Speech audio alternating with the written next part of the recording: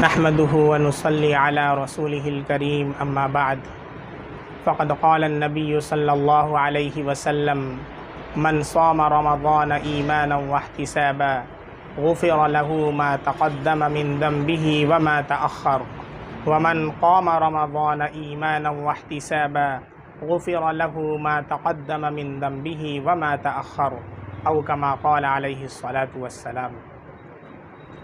मुहतरम बुज़ुर्गों, भाई और दोस्तों, आज इस रमज़ान का आखिरी जुमा है जिसको अक्सरियत अलविदा जुमा या जुमातुल विदा के नाम से जानती है।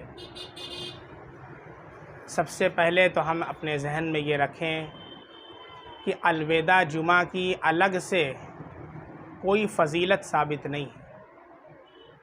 ना अलविदा जुमा मनाना अल्लाह के नबी सल्लल्लाहु अलैहि वसल्लम से साबित है, ना ही सहाबे किराम से साबित है, ना ताबईन से साबित है, ना तबे ताबईन से साबित है, ना औलिया अल्लाह बुज़ुर्गान दीन रहमहुमुल्लाह से साबित है। और इससे बढ़ कर के आज तो बात यहाँ तक पहुँच चुकी है कि अलविदा जुमा को लोग एक फ़ेस्टिवल के तौर पर मनाते हैं। बाकायदा इसके लिए जैसे ईद के लिए कपड़ा ख़रीदा जाता है, अलविदा जुमा के लिए अलग कपड़ा ख़रीदते हैं, उसको छोटी ईद समझते हैं और तरह तरह के एहतमाम करते हैं। याद रखें कि अलविदा जुमा का अलग से फेस्टिवल के तौर पर मनाना ये बिल्कुल बिदात है, जायज़ नहीं है इस्लाम के अंदर। इससे बिल्कुल बचने का एहतमाम करें। इसी तरीक़े से अलविदा जुमा को देखा गया, बहुत से अइम्मा हज़रात मुख्तलिफ़ मसाजिद में जुमा के खुतबों के अंदर अलवदा अलवदा या शहर रमज़ान इस तरह के खुतबे पढ़ते हैं जिसमें अलविदा के अल्फाज होते हैं, जिसे अलविदाई खुतबा कहते हैं। इसको फ़ुक़हा ने मकरूह और बिदात लिखा है। इससे भी बचने का पूरी तौर पर एहतमाम करें। याद रखें, इस्लाम के अंदर सिर्फ़ दो ईदें हैं, इस्लाम के अंदर सिर्फ़ दो त्यौहार हैं। There are only two festivals in Islam. Number 1 Eid ul Fitr, number 2 Eid ul Azha. इसके अलावा जो और हम लोग त्यौहार मनाते हैं, शब बारात को भी त्यौहार समझ लिया, अलविदा जुमा को अलग त्यौहार समझ लिया, 10 मुहर्रम को अलग त्यौहार समझ लिया, ये त्यौहार नहीं हैं। ये इबादत करने के अल्लाह ने अय्याम दिए हैं जिसकी फ़जीलत अहादीस के अंदर आई है, लेकिन वो त्यौहार नहीं है, वो कोई फेस्टिवल नहीं। और ये जो रमज़ान का महीना अल्लाह रब्बुल इज़्ज़त ने हमारे दरमियान बड़ा मुअज़्ज़ज़ मेहमान भेजा था, बस चंद दिनों में हमसे रुख़्सत हो रहा है। आज 27 रमज़ान है, 28, 29, 30 2 या 3 दिनों का यह मेहमान रह गया है। इसलिए हम इसकी कदर करने वाले बन जाएं। हदीस मुबारका जो पढ़ी गई, मन सामा रमज़ान ईमानन वहतिसाबा, जिसने रमज़ान का रोज़ा रखा ईमान के साथ और सवाब की नीयत से, इसी तरह तरावी की नमाज़ पढ़ी ईमान के साथ और सवाब की नीयत से, अल्लाह उसके अगले पिछले तमाम ख़ताओं को माफ़ कर देता है। लेकिन याद रखें, ये गुनाह सगीरा माफ़ होते हैं, गुनाह कबीरा माफ़ नहीं होते हैं। जो गुनाह कबीरा है उसके लिए अलग से तौबा करना होगा, और अगर किसी का हक़ मारा है, किसी का हक़ दबाया है, तो उसको उसका हक़ हमको अदा करना होगा। तब जा कर के हम जा कर के उस फरीज़े से सुबुकदोश हो पाएंगे। इसी तरीक़े से रमज़ानुल मुबारक जो है, ये रमज़ान रमज़ से निकला हुआ है। रमज़ान के माना क्या है? बहुत से लोगों को तो ये भी अब तक मालूम नहीं कि रमज़ान के माना क्या है। रमज़ान रमज़ से मुश्तक़ है और रमज़ के माना आते हैं जलाना। जिस तरीक़े से आपने देखा होगा कि सोने के जो ज़ेवरात हैं, चांदी के ज़ेवरात हैं, जब गंदे हो जाते हैं तो हम सुनार के पास लेकर के जाते हैं, वो उन्हें अपनी भट्टी में डालता है और उससे निकालता है, तो वो सोना चमकता हुआ निकलता है, वो चांदी चमकती हुई निकलती है, लाइटिंग है, शाइनिंग है। तो इसी तरीक़े से जब एक मोमिन बंदा, एक मुसलमान साल के 11 महीने गुनाह करते करते उसका दिल गुनाहों से आलूदा हो जाता है, उसके दिल पर गुनाहों का धब्बा लग जाता है, उसका दिल बिल्कुल स्याह हो जाता है, अल्लाह रब्बुल इज़्ज़त रमज़ान को भेजता है। इस रमज़ान के अंदर अल्लाह अपने बंदे को डालता है, जैसे सोनार से वरात को भट्टी के अंदर डालता है। जो बंदा रमज़ान के रोज़ों का एहतमाम करता है, तरावी का एहतमाम करता है, गीबत से बचता है, रोज़े को फाड़ने से बचता है और रोज़ा सिर्फ भूखे रहने का नाम नहीं है, जिस्म के सारे आज़ा का नाम रोज़ा है। पूरे शराइत के साथ रोज़ा रखता है, तरावी की नमाज़ पढ़ता है तो अल्लाह रब्बुल इज़्ज़त उसको ऐसा चमका देते हैं जैसे सोना चमकता है। अल्लाह ऐसी शाइनिंग अता फरमाते हैं जैसी सिल्वर और चांदी के अंदर शाइनिंग आती है। अल्लाह ने आपको चमकदार बना दिया है, अल्लाह ने आपको बहुत ही ज़्यादा ब्राइट कर दिया है। अब ये आपके ऊपर है कि आप इस पर धूल और धब्बे को न पड़ने दें, आप गर्दो गुबार को न पड़ने दें, वरना फिर ये दिल गंदा हो जाएगा। इसकी हिफाजत करना साल के 11 महीने ये हमारी ज़िम्मेदारी है। अब देखें ईद आ गई है, शैतान भी आज़ाद होने वाला है।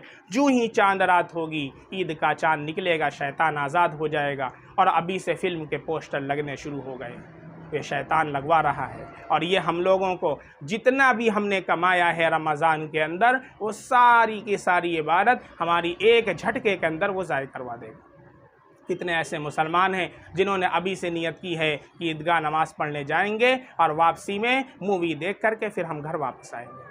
मेरे मोहतरम भाइयों, ये शैतान का धोखा है। इतनी मशक्क़त के साथ आपने रोज़ा रखा है, इतनी रियाज़त के साथ तरावी पढ़ी है, आपने जो नेकियां कमाई हैं वो सारी की सारी एक झटके के अंदर ज़ाय हो जाएगी। ये कितनी ज़्यादा बेवकूफ़ी की बात है। इसलिए कभी शैतान के बहकावे में हरगिज़ ना आवें। अल्लाह रब्बुल इज़्ज़त से दुआ करें कि ऐ अल्लाह, जैसे रमज़ान में तूने हम गुनहगार पर अपना करम किया, हम गुनहगार को अपने घर का मेहमान बनाया, ऐ अल्लाह रमज़ान के बाद हमें अपने घर से न निकालना, हमें मस्जिद से बाहर न निकालना, हमें पूरे साल के लिए अपने घर का मेहमान बना लीजिए। अल्लाह हमें गुनाहों से बचा लीजिए। अल्लाह से दुआ करेंगे तो अल्लाह रब्बुल इज़्ज़त ज़रूर कबूल फरमाएंगे। इसी तरीके से जो ईद की रात होती है, हदीस में इसे लैलतुल जायज़ा कहा गया है, यानी इनाम वाली रात। इस रात अल्लाह अपने रोज़ेदार बंदों को इनाम अता फरमाते हैं। इस रात अल्लाह अपने रोज़ेदार बंदों को अजर अता फरमाते हैं, गिफ्ट देते हैं। अब क्या होता है, जैसे ही चाँद निकला और हमारी अलग ही एक बाज़ार शुरू हो जाती है। कोई शॉपिंग के लिए निकला हुआ है, कोई मार्केट करने के लिए निकला हुआ है, कोई बैठ करके मेहंदी लगवा रहा है। याद रखें, मर्दों के लिए मेहंदी लगाना जायज़ नहीं है, हाँ वो दूल्हे साहब हों या वो ईद के लिए मेहंदी लगवाएं। मर्द के लिए मेहंदी लगवाना नाजायज़ है, हराम है, इससे पूरी तरीके से बचें। बहुत से मर्दों बहुत शौकिया तौर पर औरतें घरों में मेहंदी लगवाती हैं तो मर्द हजरात भी लगवा लेते हैं। वो चाहे चांद बनवाएं चाहे सितारा बनवाएं, याद रखें जायज़ नहीं है। इस तरीके से इससे बचने का पूरा एहतमाम करें।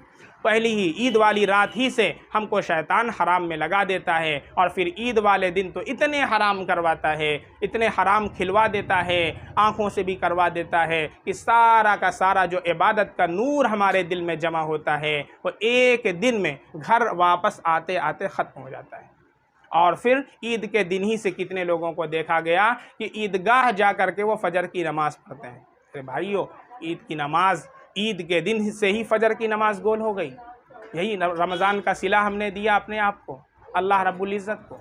इसलिए आज से अहद करें इंशाअल्लाह, जैसे हम रोज़ाना सहरी खाकर नमाज़ पढ़ने के लिए पहुँचते हैं, ऐसे ही ईद के दिन भी हम फजर की नमाज़ क़ज़ा नहीं करेंगे और उसके बाद से कॉन्टिन्यूसली पूरे साल हम नमाज़ों का एहतमाम करेंगे, नमाज़ें क़ज़ा नहीं करेंगे। इसी तरीके से अलविदा जुमा के बारे में एक हदीस बहुत ज़्यादा वायरल हो रही है। एक साहब ने भी हमारे पास भेजा है कि जो 4 रकात नफ़ल अलविदा जुमा को एक सलाम के साथ पढ़ता है, सूरह फातिहा के बाद 7 मरतबा उसके अंदर आयतल कुर्सी पढ़ता है और 15 मरतबा सूरह कौसर पढ़ता है, तो उसकी सारी जो नमाज़ें क़ज़ा हैं वो अदा हो जाएंगी, चाहे 700 साल की नमाज़ें क़ज़ा हों। इस टोटली फैब्रिकेटेड हदीस, ये बहुत मौजू हदीस है, गढ़ी हुई है, इसका शरीयत से कोई ताल्लुक़ नहीं है, अल्लाह और उसके नबी से कोई ताल्लुक़ नहीं है इसका।